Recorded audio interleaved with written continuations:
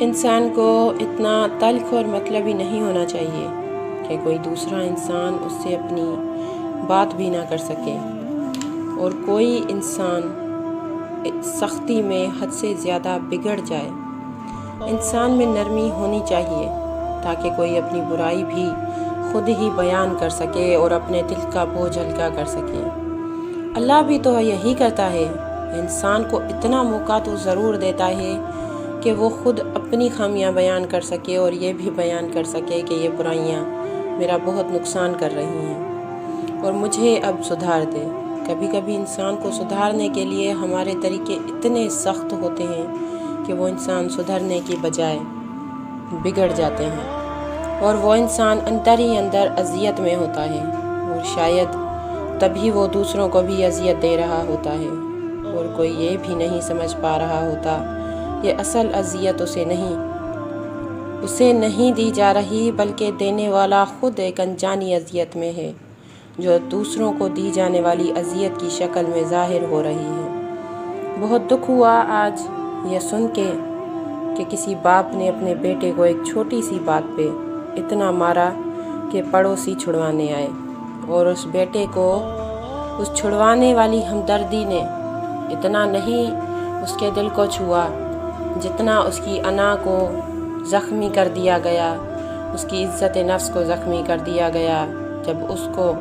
اپنے ہی باپ نے اتنا مارا، وہ بھی ایک چھوٹی سی معمولی سی غلطی پہ۔ حالانکہ اس کے باپ کی نیت اسے سدھارنے کی تھی، مگر مقصد کہنے کا یہ ہے کہ کبھی کبھی بھلے ہی ہماری نیت کتنی ہی اچھی ہو، بھلے کبھی کبھی ہم کسی کا کتنا ہی اچھا کیوں نہ چاہ رہے ہوں، مگر ہمارا اپنا رویہ، ہمارا اپنا طریقہ اس چیز کو پورا کرنے کا ذریعہ اور طور طریقہ جو ہمارا کیا جانے والا ہوتا ہے، وہی اس چیز کو مزید بگاڑنے کی وجہ بن جاتا ہے۔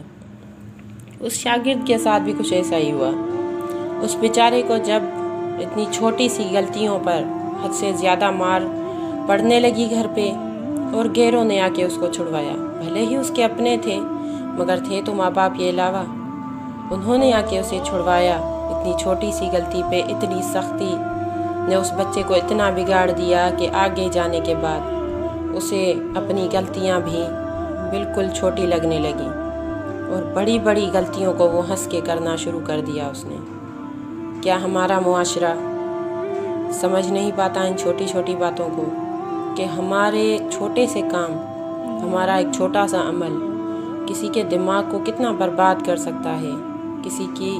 عزت نفس کو کتنا زخمی کر سکتا ہے،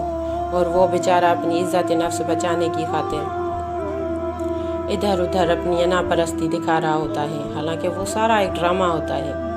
مگر وہ بیچارہ مجبور ہو جاتا ہے ان چیزوں کو کرنے پر، اور اسے مجبور کون کرتا ہے؟ وہی لوگ جو ہمارا اچھا چاہتے ہیں۔ باقی ان معاملات کے بارے میں تفصیل جاننے کے لیے انتظار کریں اگلی آنے والی ویڈیوز کا، تاکہ میں آپ کو بتا سکوں کہ اس سے اور معاشرے میں کون سے دوسرے لوگوں کو کون سی زیادہ اذیتیں دی جاتی ہیں، حالانکہ ان کا کور،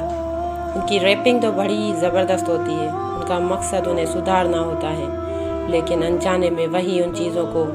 سدھارنے کی کوشش میں مزید بگاڑ دیتے ہیں جو شاید پہلے بگڑی ہوئی نہ ہوتی۔